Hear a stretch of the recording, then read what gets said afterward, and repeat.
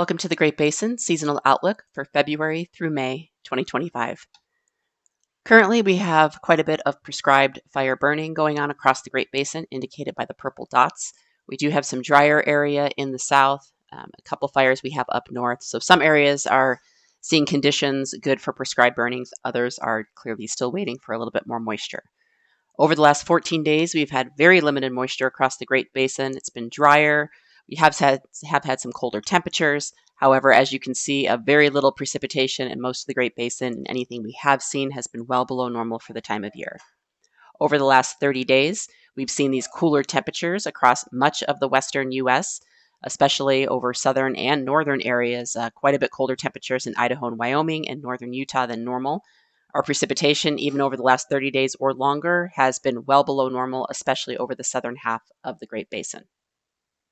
Looking at the precipitation since the beginning of the water year back to October 1st, you can see we still have below normal precipitation, and it probably goes back even further than October across the Great Basin.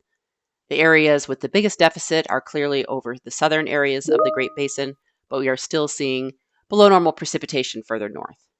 Looking at the snowpack, despite the very dry conditions we've seen recently, we still have snowpack that's closer to normal in central Idaho, but really below normal over the northern half of the Great Basin, but still holding on to that 70 to 90th percentile in some areas. As you get into the Sierra, it gets a little bit worse with the snowpack generally in the 55 to 60% range, and then the biggest deficit again being in the south, where we're seeing our snowpack below 40%. This is largely due to the colder temperatures we've seen across the Great Basin, so the snowpack has not diminished as much as it would have if we had much warmer temperatures. Looking at the drought conditions, because of this prolonged period of dryness, especially in the south, but also our below normal conditions up north, we are seeing most areas in the yellow or the abnormally dry conditions.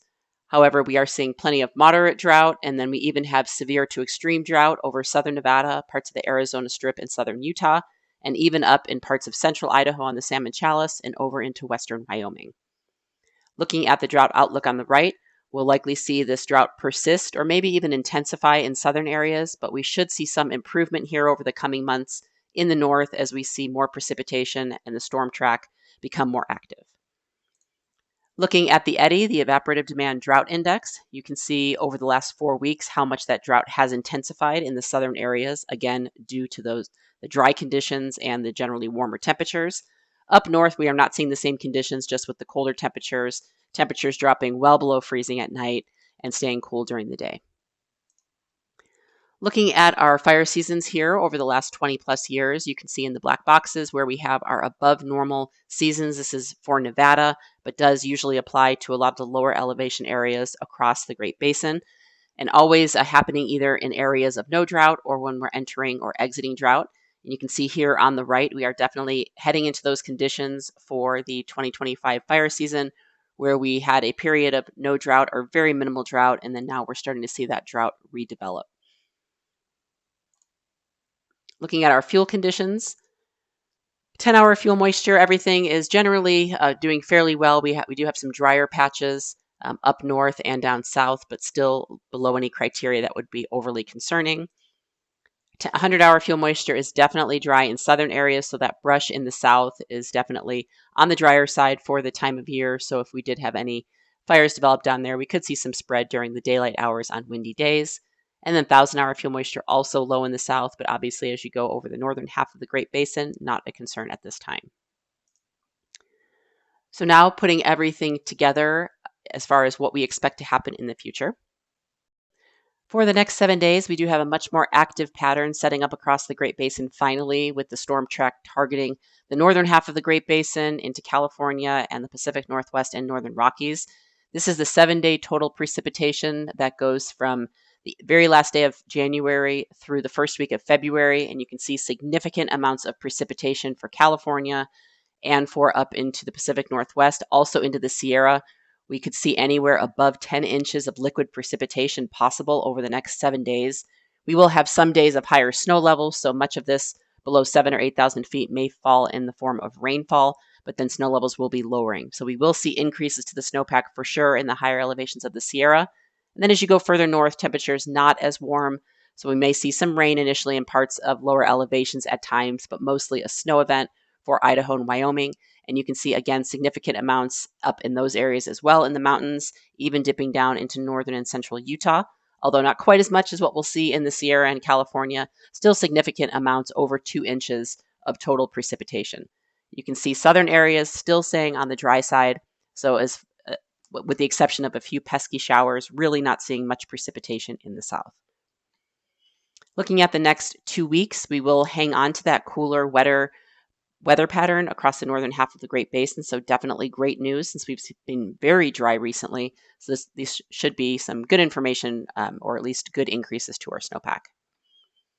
Now looking further ahead, this takes us through February 11th. This is just a model projection of the total amount of precipitation possible in the forecast. And much of this you already saw in the first week in the Sierra and over the northern half of the Great Basin. But we will have additional storms moving through to really increase those totals up north. But you can see the potential for some of these storms as we get towards the middle of the month, pushing further south and bringing some of that needed precipitation into southern areas. Again, amounts not overly significant compared to up north, but definitely anything in the south will certainly help give us some breaks in that higher ERCs and some higher fire danger in our brush. Looking over the next 4 months, you can see again, February, March, we might stay in that more wetter, cooler pattern. As we get towards April and May, it's really looking more of a drier and warmer regime. So we will be watching this weather pattern closely as we head into the fire season, and certainly will play into our expectations. Right now, we won't see any real concerns with fire danger or fire potential over the next few months. But as we get maybe later in April or May, we will start looking at some of these areas down south with that drier brush, and where the drought conditions are would be a concern initially. Also, as we get through May and June and things start drying out and we see what our grass growth conditions are, we will be watching the snowpack in northern Nevada, southern Idaho, and northern Utah. We definitely want some prolonged snow on the ground to compact any of our carryover fine fuels. If we don't get that, then the carryover will certainly play a role in our fine fuel loading going into the fire season. And then also watching the weather pattern, we have significant concerns for new fine fuel growth as we get some moisture going through March, and then the potential for drying conditions and warmer weather. So that will all factor into our early fire season concerns, at least going through May or June. So again, putting everything together, right now we don't have any above normal areas for the Great Basin, but again, we will be watching that late April, May time period for the possibility of including some above normal potential in the brush down south. And then as we get a little bit later into the early part of the fire season, maybe some above normal areas and those lower elevations where the fine fuels might be a concern up north. And then we'll be watching the snowpack throughout the fire season to really determine what happens with our central Idaho and Wyoming mountain areas. But again, that's fairly late in the fire season and certainly not part of this outlook. So that concludes our webcast for this month. Check back next month for the latest updates for the seasonal forecast.